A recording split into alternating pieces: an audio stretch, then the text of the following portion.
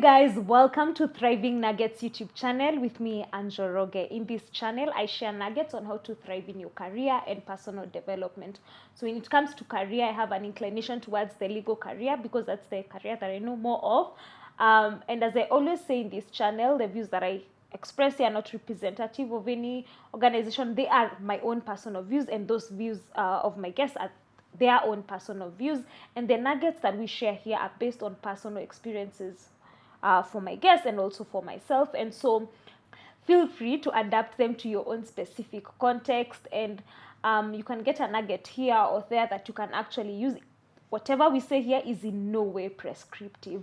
So in today's video, as you have been doing, we are doing the career options series, and today we are going to talk about people who are in the law firms, who are working in law firms, getting to know what it takes, getting to know about their experiences, lessons they have learned, and what can you know about this particular option. Of course, it's an option that is talked about a lot in our legal circles, and maybe which even the layman, they know more of, being in a law firm and working in a law firm.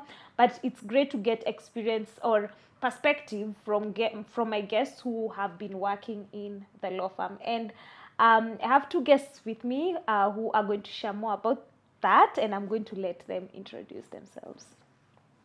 So I'm going to start with the guest on my left. Thank you very much. First of all, thank you for the invite. I'm glad to be here. My name is Samuel Mbatai. I am an advocate of the High Court of Kenya. I practice law at the firm of Design Company Advocates. And alongside that, I'm also a certified mediator with Amani Communities Africa. Thank you. Yeah, thank you, Sam. Sam, we have known each other from way back in campus, first year, second semester, to be specific.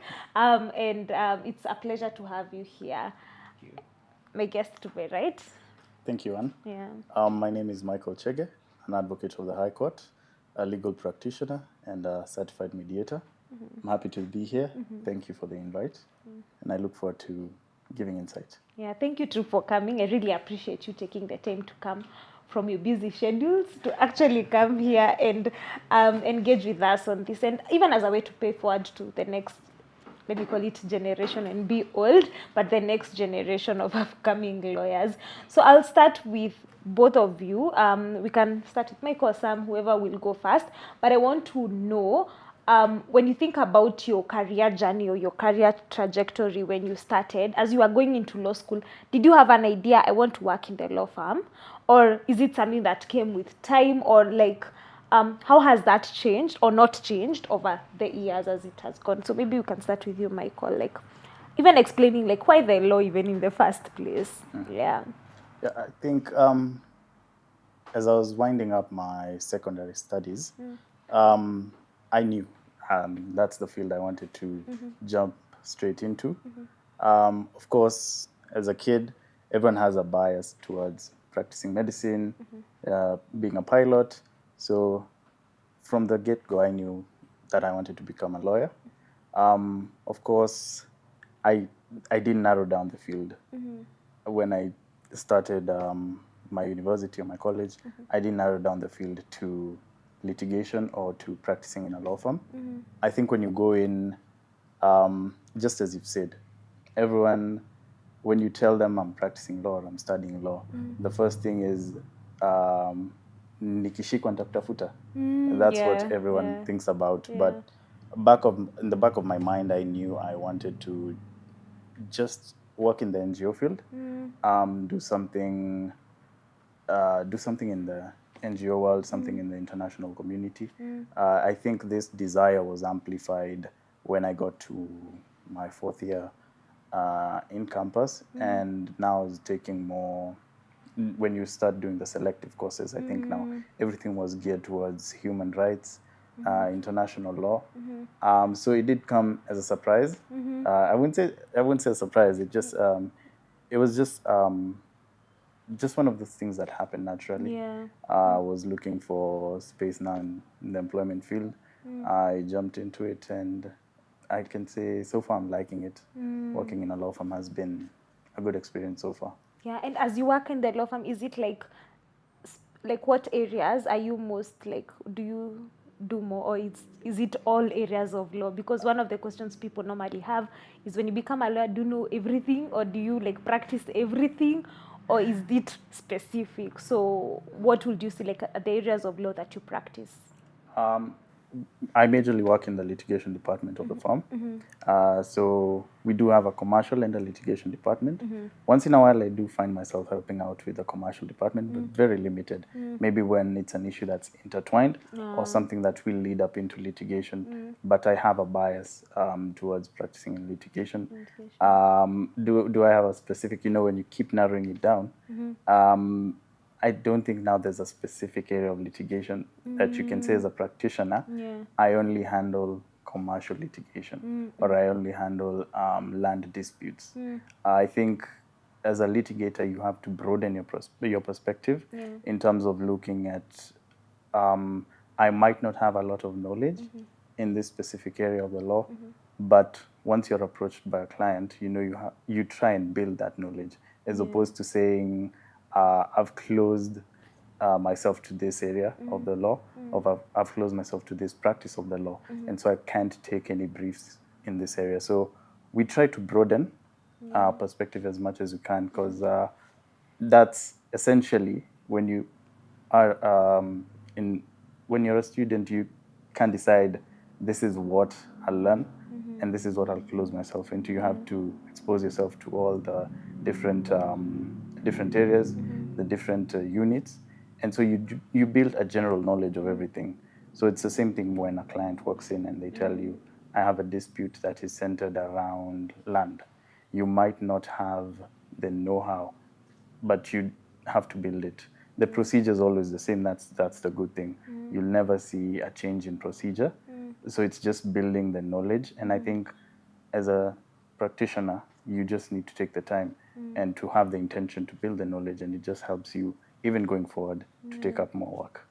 Wow, that's really, it gives perspective, especially with the knowledge building and the whole generalized versus specialized practice. I know we'll get back to that, but before that, I think Sam, you can share more about like your journey getting here, and whether this trajectory was like, okay, definitely no, I want to land in the law firm. Did I even, if I am to start from the point of, did I know that I wanted to do law? My doing law was just, I usually tell my friends, it was by coincidence, not design. I remember class 8. This is when I think I discovered or something close to me discovering I want to do law. My science teacher comes into the class and says, we used to sit in terms of indexes. So index 1, 2, 3, sequentially. So she came and said, today I want to find out what each of you would want to become in future. For the longest time before that day, I used to say that I want to become a scientist. If you asked me what a scientist did, I only knew they go up to the sky and space. That's all I knew, because that's what my cousin wanted to become. And I used to look up to her. So on that particular day, index 1 in our class, very bright chap, he said he wanted to become a lawyer. Then we went to index 2, 3, to go to where I was now, it was now my turn to answer. What did Sam say? Since I didn't have anything else in mind, and I knew if I said a scientist, I would definitely be asked, what does a scientist do? I just went with what index 1 said. I want to become a lawyer. And from there, henceforth, that is what stuck into my mind. Little did I know that my dad himself wanted to become a lawyer. Oh, wow, interesting. So yeah, I came to know of this, I think, when I was in Form 3 or Form 4. When he now asked me, so what do you want to become? That's the point at which I told him, I want to pursue law. And he said, okay, I am willing to support you all the way, because that's what I wanted to be. And for me, even getting here, it's a dream come true for me and for my dad, because he didn't manage to do law. He now sees his dream actualized through me. Through you, yeah. So that for me, it's a humbling experience, and I love that about it. Coming to now the journey that to now where I'm at, campus. I think, like you said, we had our group. We had our discussions from first year 1.2. Yeah, second semester. Yeah. All the way, the entire of campus, KSL, we were together. It so happened that I think you didn't mention that you are also my desk mate in KSL. Oh, yeah. Yeah. It's Used to because sit, of COVID. yeah, you used to I sit forgot. next to me before COVID happened. So for me, it's an issue about trying to learn from your colleagues, trying to the aspects about teamwork, because no one possesses the monopoly of knowledge. You learn from me today, I learn from you tomorrow. Did I know that I wanted to be in litigation? No, I did not. I think there's a program in KU. I think it's in third year. It's offered in third year, called clinical externship. Yeah, clinical extension. At that point, we were required to look for an organization other than a law firm, where you could go, I think, for 8 weeks, and take the clinical externship. For me, I was lucky. I got an externship at one of these parastatals. I won't mention the name, but yeah. And my boss there was actually impressed with my work. And once for the 8 weeks, I used to work majorly with him for the 8 weeks. Then fast forward, I'm done with law school, undergrad. So I'm now seated at home looking for an internship opportunity. And I actually texted him and I told him, I'm looking for an internship opportunity. Might you know of places that you will either recommend me, or just send me places, law firms that you know are good? I just told him law firms that you know are good, that I can. He actually sent me to a particular law firm in town, which was in their panel of advocates. Yeah. I went, I think, you know the story because you had also applied to that particular law firm in that particular period. Yeah. So for me, I went, did the interview. And I remember from that, it was a very simple interview, but I didn't think as though I would actually cut it. But I was lucky, I was called back. So the experience that I had at that particular time, I usually remember the year, it was from June 2019 all the way to December. Ideally, they give you the internship period is for 3 months, but mine was extended all the way to December. And I was in the litigation department, purely handling litigation. I think for me, that is the point at which I now enjoyed working in a law firm because of the colleagues that I had at that particular point. The interactions that I had with them, and even now the kind of work that they used to do. Yeah. Then KSL, I was just open-minded. I knew for a fact that when it came to pupillage, I'll have to do it in a law firm. That I knew. But which kind of law firm, that I wasn't sure. So now the firm that I joined for pupillage is still the firm that I'm in currently. So I ended up now doing mostly litigation. Yeah. So that for me has been the defining moment for my career. Now growing, not starting from a point of the unknown to now knowing, being at a point where I can see some prospect in where I'm headed towards. Yeah. Okay, that's interesting. You say you enjoyed working at the law firm. I almost mentioned the name, but the law firm that you worked in initially after working in a parastatal. I'm curious, Michael, you wanted to go like human rights and all that, and then you got into a law firm. Do you enjoy it? I wouldn't lie. Starting out, it wasn't. I wouldn't say it wasn't a pleasant experience. Yeah. It just required a lot of hard work. When I compared it to what I was doing previously, because I was part of not an NGO, a CBO, Yeah. and with them it was just it give you small briefs. They wouldn't even be briefs as such. They just ask for opinions on certain issues, and how the opinion was structured.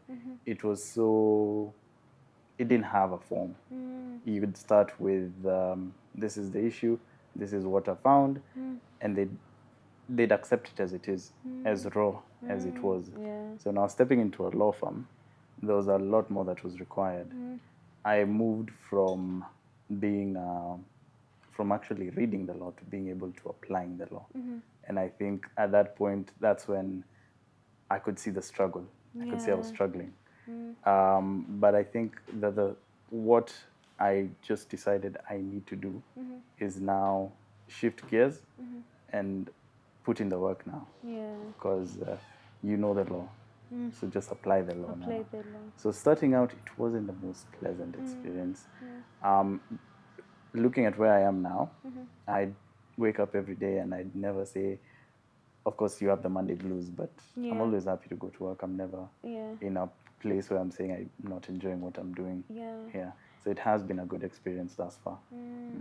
You said like one of your struggles was like applying the law after reading the law, and I'm curious, do you think law school prepares us 100% for law firm, or what are the areas you feel like, I'm just assuming it's not 100%, but you'll correct me if it's 100%, and you know the law school you went through, everything was perfect, but I'm curious if there are things that we are not prepared for, and what are some of the things you're like, law school didn't prepare me for this? Yeah, we can just pick it up from where we left. I think the application of the law is one thing that not many lecturers focus on. Once they open a particular section, some even open a book, a textbook, and they tell you read the passages, and they're comfortable with that. I've seen a completely different approach from other lecturers who prefer to direct you to a section of the law, to direct you to a book, and now pause. After you've read it, they pause there, and they tell you, this is a scenario. So how does this apply to the scenario? So I feel like it's an approach by different lecturers. One thing that I do believe most universities have not offered that law students is the ability to just drift wide and to be able to see that, you know, you're reading it, but when you're applying it, it cuts across so many other places, not just this particular unit, not just this particular course you're taking. You can be able to use it in so many areas. Because I think Sam can confirm, we can read one section of the law and have different applications of the same section. Same law, We can read different sections of the law and come back and apply it to the same issue that we're handling. So that's one thing, that the open-mindedness to be able to see that a law, a statute cuts across a case, cuts across so many different perspectives, so many options, so many places. And that's one thing I think most schools need to focus on. We didn't get that, unfortunately. I wasn't part of many clubs. I think I just did the legal writing club, and even from when you're doing your academic writing, you already have an end result that you're seeing. So I think even when you approach litigation, in your mind you have an end result, and in your mind you're saying, but this is what the law says. When it gets to the judgment stage, or when it gets to a ruling stage, sometimes even when it gets to your counterpart, they have a very different approach. So sometimes the judge, you'll read a judgment, you'll read a ruling, and the judge will not agree with what you're saying.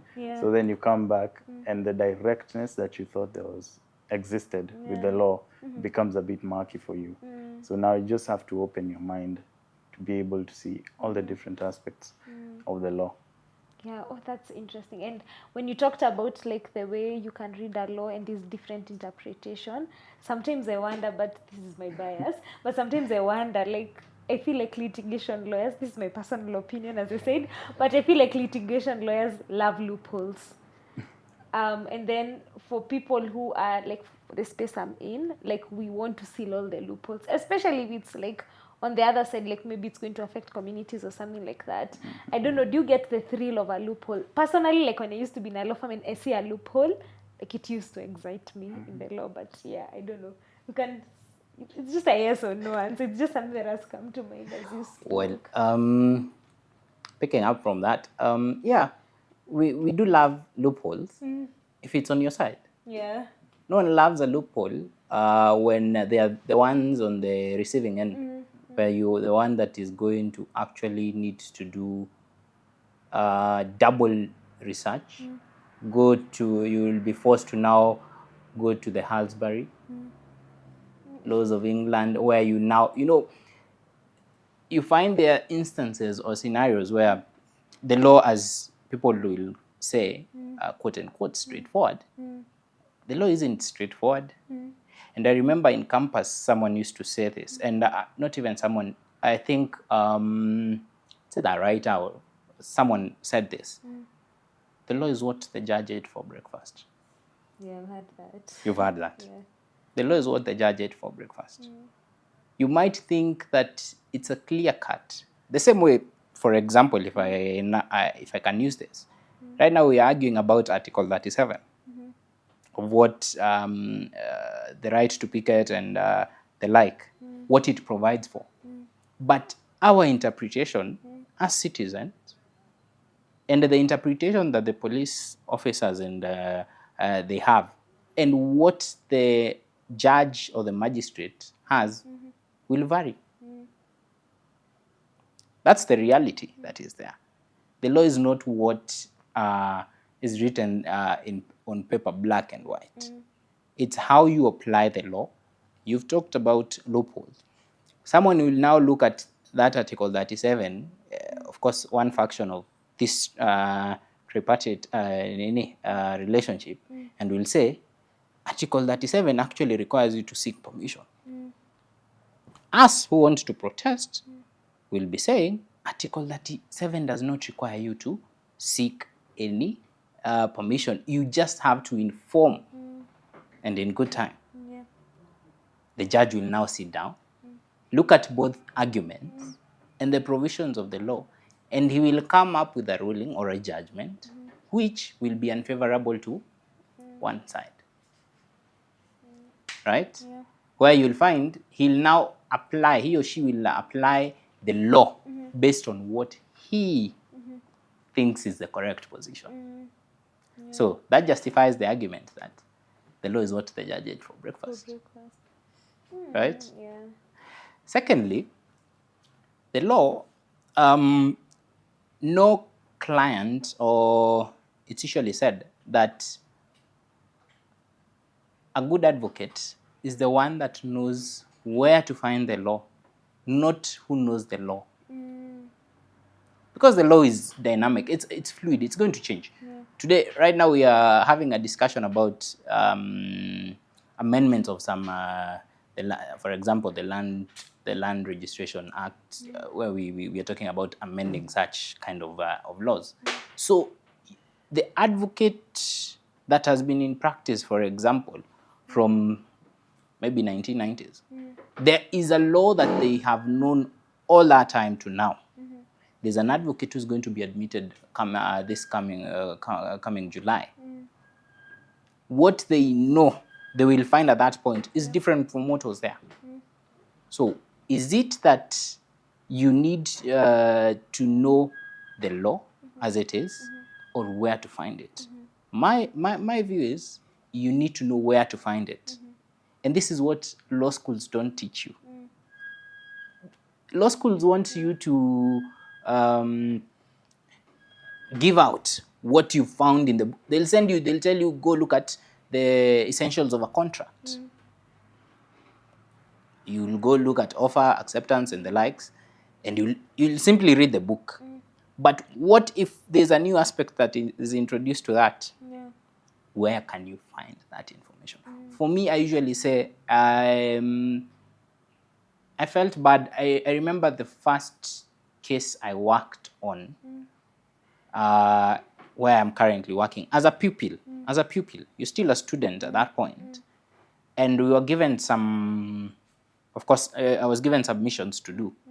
And I remember this time I was working on these submissions with my colleague. And we were told now, go look for authorities in the East Africa law reports.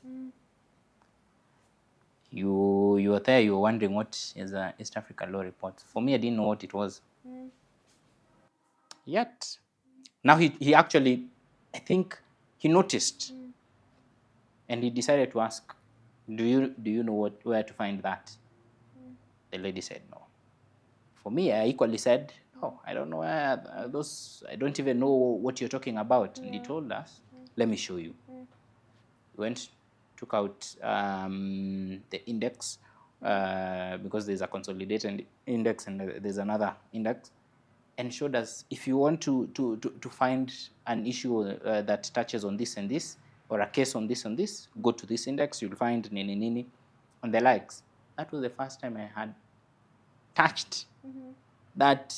I think it's green or blue book. It's a blue book. Yeah. Then I remembered I used to see those books in our library in campus, but for 4 good years, I had never touched a single book. Yeah. No one had taken us through even a brief course on what those books were about, or what they, if you want to find certain authorities where you can go and check. But you'll find them arranged, well arranged in the library. And I used to wonder, these books, are they for decoration? Why are they here? I have never seen a single person go to that particular row or shelf and pick them. So for me, I think to that extent, law schools have, some of these law schools, not all, some, have actually failed. Again, there's an aspect about, as we are talking about embracing change and being open-minded, there are areas of the law that are emerging. And you find the content that is being taught is shallow. For me, there's a course I did in undergrad, which I passed. Yes, I did pass. But coming to now practice, I realized there is so much than what is being taught. Luckily, the school at one point asked for feedback. What do you think we need to change as a school? That was the first thing I wrote. I told them, this particular unit, you are actually underselling it. And the content that you are teaching or you taught us is insufficient for practice out here. I actually gave them a breakdown of what they need to improve on that particular unit.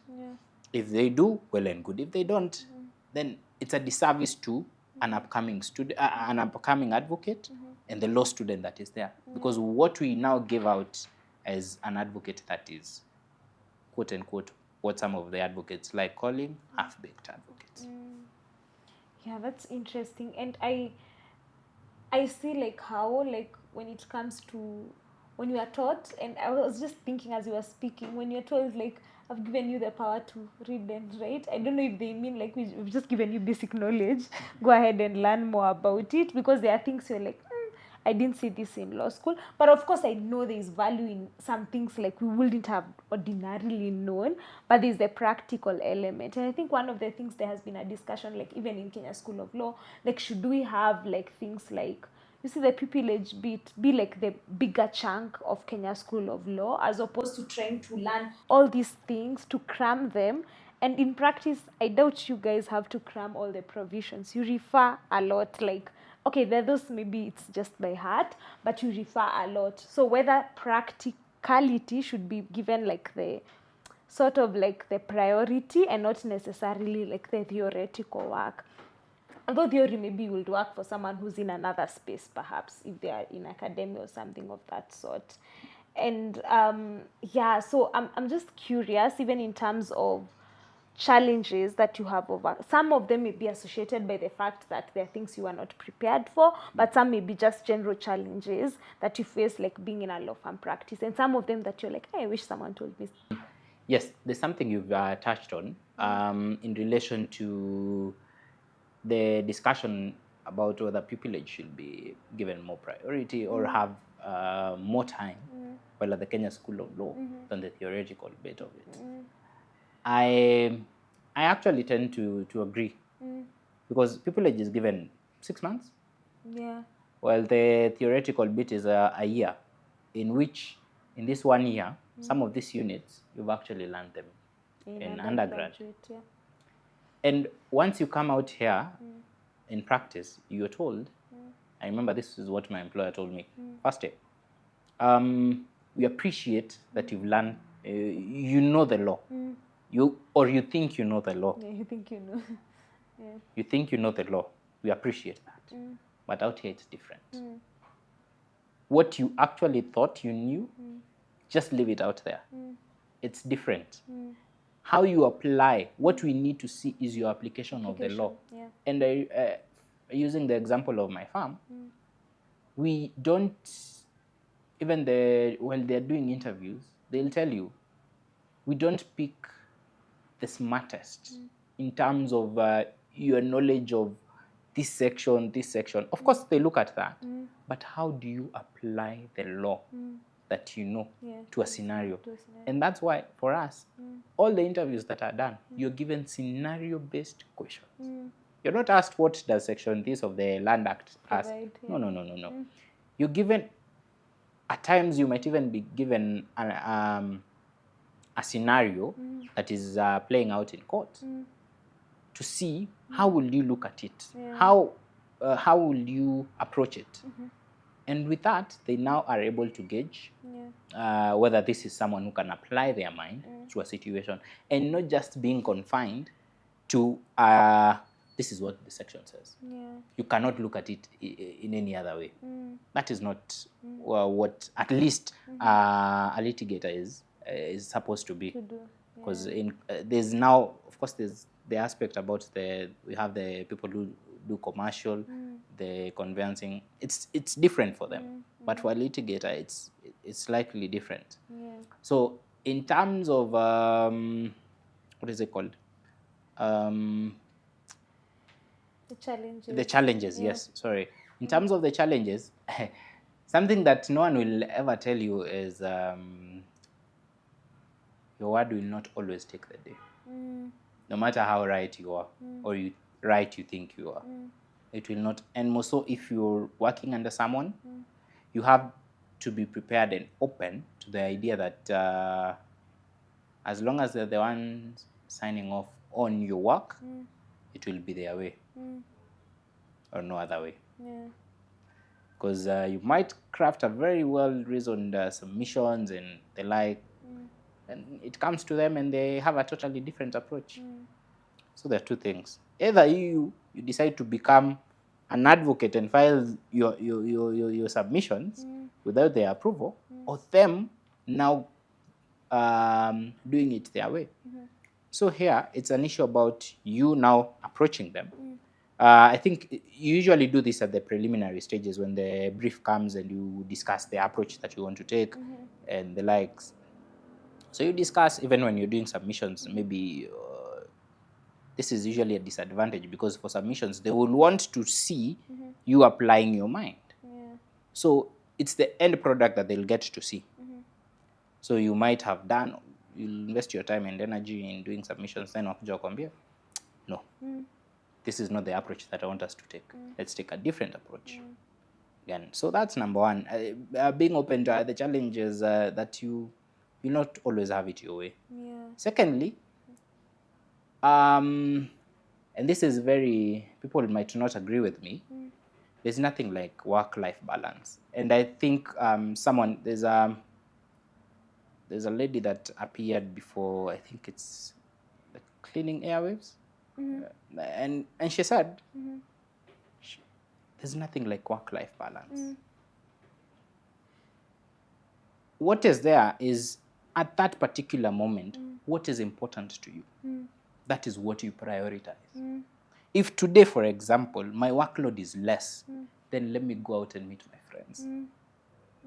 If tomorrow the workload is more, then I cannot meet my friends at that particular time. I'll be working on the workload to reducing my workload. So this argument that, oh, you need a work-life balance, I think for me, what I will say, and I agree with that speaker, is that prioritize, look at what is important at that particular moment. So what does that require? You need proper planning to be able, you can foresee your entire month. Personally, I can. That's why for me, if I want to schedule meetings, or even if you ask me to meet, I usually tell you, this weekend might be a little bit tricky, because I know either my workload will not allow me to, or I already have another meeting that is scheduled, right? And 3, I think it's the aspect about there's a lot of learning to do. There's a lot of learning. In this profession, you will never stop learning. Every day is a learning curve. It's a good thing and a bad thing. It's a bad thing for someone who's lazy, who doesn't want to put in the effort, but it's a good thing for someone who wants to learn and willing to learn. If you're able to do that, then I think if you're able to maneuver those challenges, then you'll make it out here. Yeah. And I agree with you, like there's nothing like work-life balance. I think I even struggle with the word of balancing. Like it seems like you're like the way you can hold something here and you're trying to, I struggle with that. And there's this analogy that maybe I've said it in this YouTube channel, so if you've heard it, just ignore me. But I say, like, they're normally like balls. They are glass balls and like rubber balls. So sometimes something is a glass ball, so if you drop it, it will break and it will be detrimental. So you have a submission that has a deadline. If you don't, there are consequences. So that's a glass ball at that time. And then like these rubber balls, like it can just drop right now, but there are times when the rubber ball can be like a glass ball. So one thing I'm interested with you, Michael, even as you talk about the challenges that you have faced, but also going back to the conversation we had earlier on applying of the law. Other than applying of the law, are there other skills that you have seen they're very important to have as someone who's practicing, and how have you ensured that you sort of upskill yourself to match up with those skills? Straight off the bat, I think one thing is thinking on your feet. As a litigator, you find most of the times you're before a court. Yeah. And there's never a plan for when you're appearing before a judge or you're appearing before a judicial officer. Because some might be on the other side. He has an oral application he wants to make. He doesn't call me and tell me, by the way, I'm making this application. If he's courteous enough, he'll do it. Yeah. Most times he won't. Yeah. So I'm caught on the other side. And if you're not able to think through your file, think through what your client needs you to do, and provide a response there and there, you'll be caught pants down. Yeah. And you'll find yourself taking another route that you necessarily didn't have to. So I think that's one thing that we keep emphasizing every time. And it's a skill that you build over time, but it's also something that requires you to also know the file that you're working on, the documents that you have, what happened in the previous proceedings, what's expected in the law. So what does procedure entail? So I think that's when now we go back to what you were saying. Yeah. You might not have it all in your mind, but you need to have the small grains on your fingertips, so that every once in a while, when it's thrown out, you don't look dumbfounded. Yeah. Yeah. I think the second skill is attention to detail. This is one thing that most people, or at least let me say, at least I struggled with, because you'll find yourself getting voluminous documents, and in your mind you're looking for what's important, and what will I not have to read. So you shelve a few things, you keep going with the others, and further down the line, that's when you realize there's something that was important that was in the documents that Yeah. I've decided to leave behind. Sometimes you don't even do it intentionally. Sometimes you're just going through your documents and you miss something out. Yeah. So you are not able to pick it out quickly enough that this is a connection. These documents are connected. So attention to detail is a very important aspect. I think the third thing is analytics. Most people downplay it, Yeah. but when you're able to develop a pattern from documents, when you're able to develop a pattern from statements, witness statements, when you're able to develop a pattern from the conduct of parties in a negotiation, you're one step closer to getting a solution. Because, and maybe that falls into the challenges, but the way we are conditioned and the way society looks at advocates, and mostly litigation advocates, is I expect you to bang the table and get a solution for me. Yeah.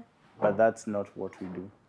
If I'm working on a brief and Sam is on the other side, and we're going through the file, and in our opinion, we feel like it doesn't have to go to court. We can get to a reasonable solution just by negotiating. It means just having the courage to tell your client, this isn't the direction we should be thinking about. We need to start thinking about how we want to settle this matter without escalating it any further. It means being able to tell the client that I hear you, I hear what you want, but I don't agree with the approach that you want me to take. And you need to trust the approach that I'm taking. Yeah. And being able to sit back. Okay, not sit back because no one sits back. Yeah. Just being able to leave it in my hands and trust what I'm doing. It means being able to tell them, I won't go this way. Just having that courage to when you're speaking to your clients. I think the other challenge is handling your colleagues, because we are not the same. Yeah. Some of your colleagues are going to engage in sharp practice, and it just needs you to be able to keep your integrity and to be able to say, okay, this has happened, they've gotten away with it, I won't do it. Yeah. I'll stick to what I do and what has gotten me this far. Yeah. And being able to just look over your back every time. When something is being thrown out, being able to see it a bit in advance. Yeah. So don't fall into the trap of, I will practice in this way and I'll get a step closer, because it's gonna catch up with you. Yeah. I think the last thing, and Sam alluded to it, is working in teams. You're never going to work alone. It's not easy. As a legal practitioner in the litigation space, you can't manage it. We see it every day, because you can't dedicate you can't even dedicate a whole day to one file. Yeah. You can't dedicate a whole day to one client. It means that once in a while you need to rope in students who are doing the pupillage. You need to rope in interns. You'll need to rope in a colleague, and it just needs you to learn how to work with people. Being able to say, I see what you're saying here. Yeah. I appreciate what you've put in the work. This feels like something we can keep. This feels like something we should take out. Yeah. And having a broad perspective to appreciating what the opinions that people have, going back and telling them and asking them, where were you going with this thought? How do you want us to tie it in with what we're doing? Yeah. Being able to say, I disagree with you and I won't keep this, it's not going to help us. The last thing, and I think it's something we've not talked about, we've glossed over it, is mastering the language, both written and spoken, because that's one thing we do every day. Yeah. And we don't say it. We don't say it as human beings, but we appreciate when I'm having a conversation with you and I'm able to understand what you're saying. Yeah. Your thoughts aren't jumbled up in your head, and as they're coming out, I can comprehend what the message you're trying to deliver. It also goes into our written work. If you're doing an application, if you're doing a plaint, can I understand where you're going with this case? because we don't tell our colleagues. Of course, I can't call you and tell you, yo, whatever you drafted, I'm not able to respond to this. Yeah. I don't know what you're saying. But we appreciate. We are able to appreciate when you read a plaint that's drafted by Sam or someone else, and you're able to see, okay, so this is the dispute. Yeah. So this is what I need to respond to. I don't have to struggle going around. When you're able to read a letter from Sam and you're understanding, okay, so this is an issue that you need me to address, or you need my client to address. Yeah. You can easily, it saves us time. So it helps you when you're able to master the language, when you're able to sharpen your drafting skills. It helps you, it helps your colleagues, it helps your client. And that's one thing we keep emphasizing every day, and that's something we keep practicing on. If you're seeing there's something that's not coming out well in a document, you look at it a number of times and then you'll decide, okay, no, let me rephrase it. If you feel like the way you're communicating in open court, you are losing the judge, either you're speaking too fast, either he's not able to understand your thought. That's something you go back and you reconfigure your thoughts, and then you bring them out. You explain exactly what you want the judge to understand. Yeah, and I really love when you talk about like sharp practice and having values. And I know it's something like and I'll get both of your opinions. What you think? I think I'm not able even to share my opinion, but what you think in terms of how easy or how hard it is to maintain your integrity in a place where you can do a few things here and there and still like get your outcome at the end of the day. But also, like when you're talking about teamwork, I just thought when the question we talked about, how did law school prepare you? I don't know if you remember in Kenya School of Law, we used to be put in law firms, like you don't choose. It's not like, in campus, like the way we would choose, oh, I'll be in the same group with Sam because I know he won't, he will do his part, I will do my part. But in Kenya School of Law, you are put with people you don't know, some people who don't do anything. But it's a reality in the workplace that no one will be the same and no one is the same. Like people will have different levels of working. But also at the same time, I think one of the things that's really coming up is like the interconnectedness of law. Like sometimes you may think something is company law, then you end up, you're like, okay, it's not even, it's something very different. But I don't know if law school prepared us to put the dots together, because sometimes you're like, okay, this is not even this, it's not like linear like that. But I'm curious about the value question, like how easy or how hard, but you don't have to go even into details, but you say, is it easy, is it hard? You can just say it's easy, it's hard, or something like that. I think for me, it's from a personal point, it's very easy. It depends with how grounded you are. What are the values? What values do you stand for? Once you identify that, then it's no longer something that you have to really think twice about. If for you all along you've always known that you're not the kind to now we usually say putting the bag, is it on the table or under the table? Or on the table. If you know you can't do that, then it shouldn't be that hard for you.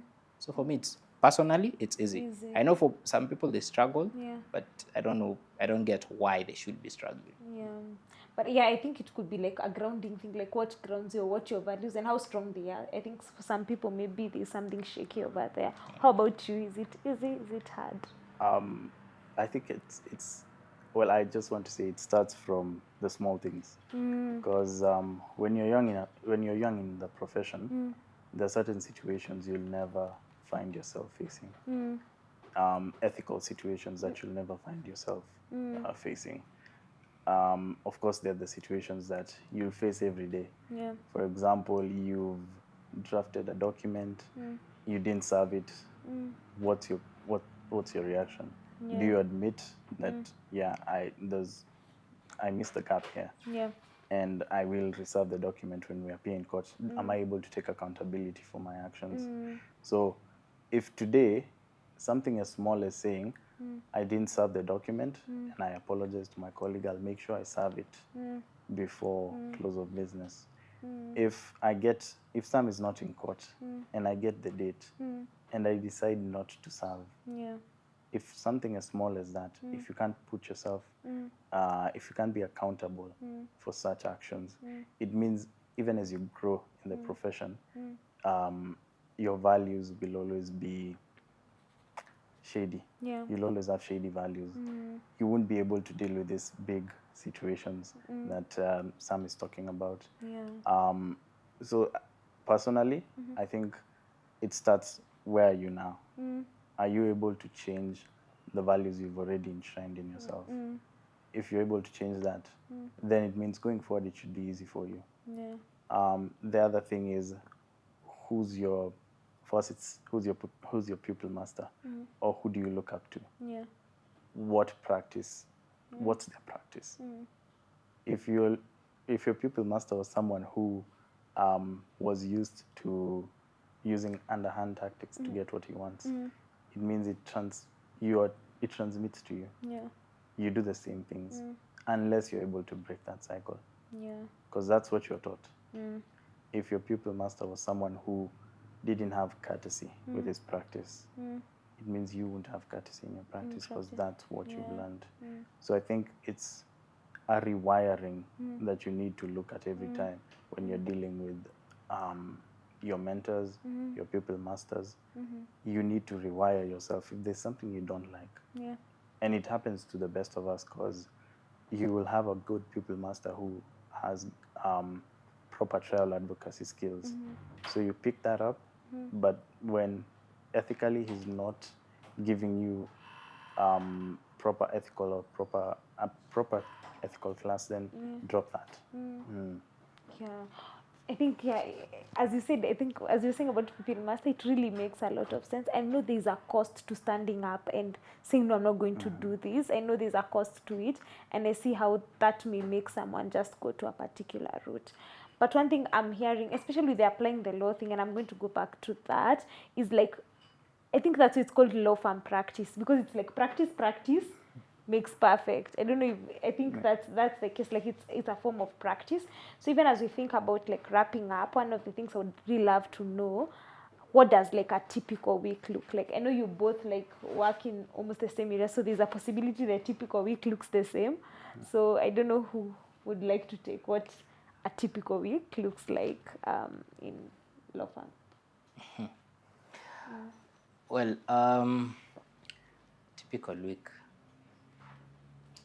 Is there even a typical week? There's a possibility there is no, but yeah. Every week you deal with different scenarios, different files, different issues. Yeah.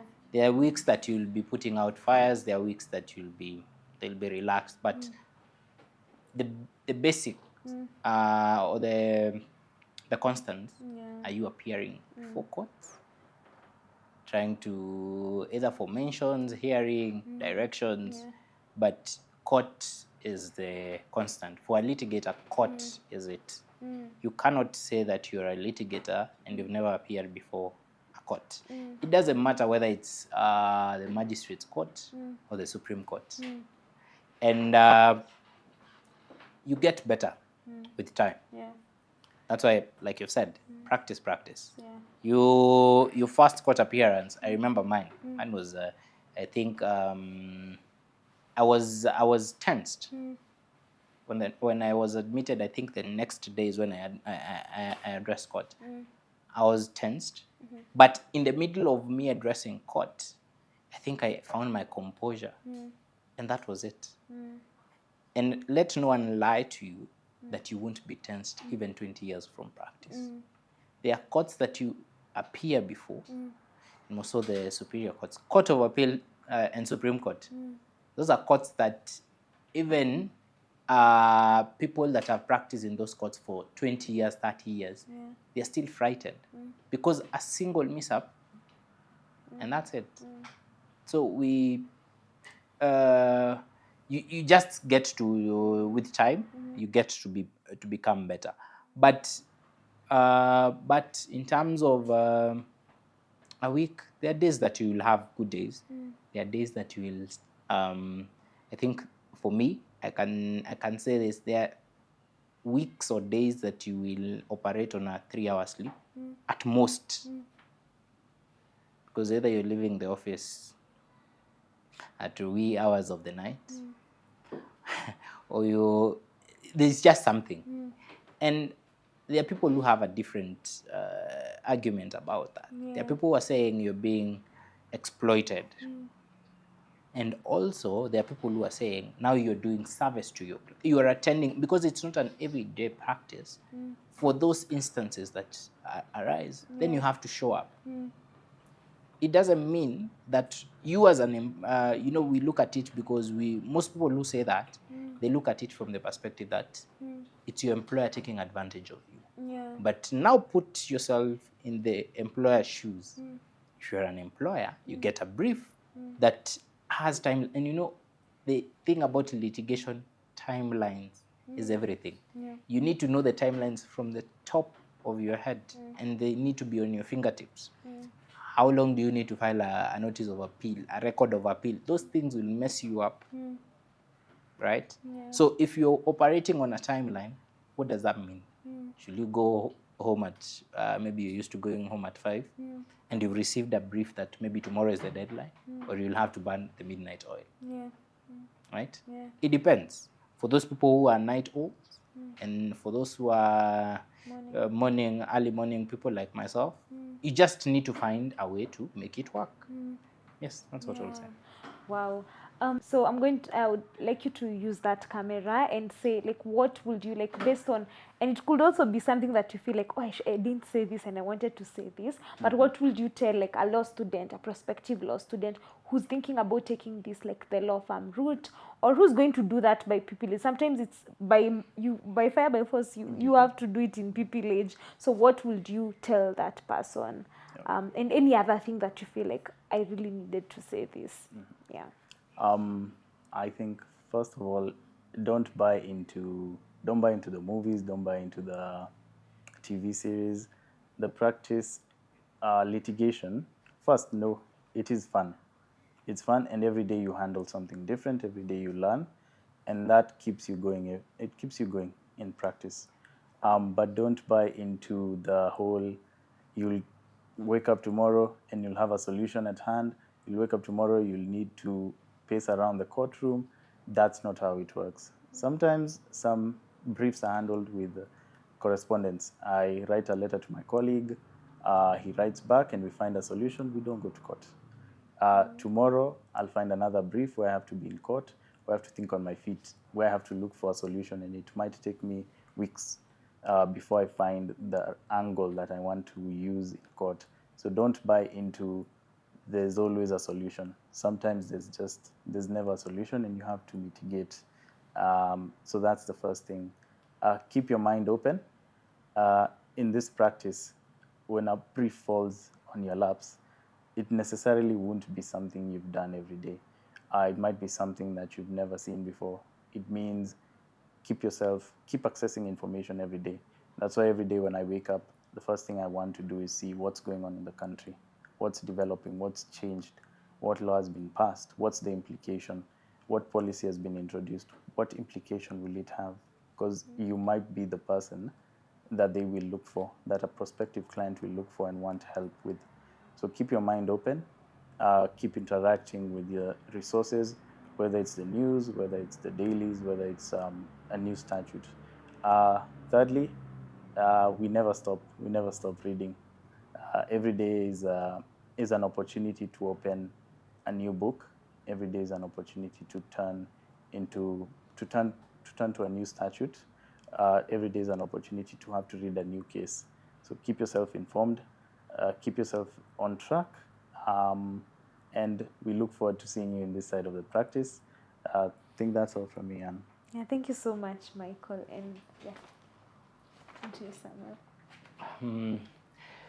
Again, for someone who's decided to embark on this journey, know something. This journey is fulfilling.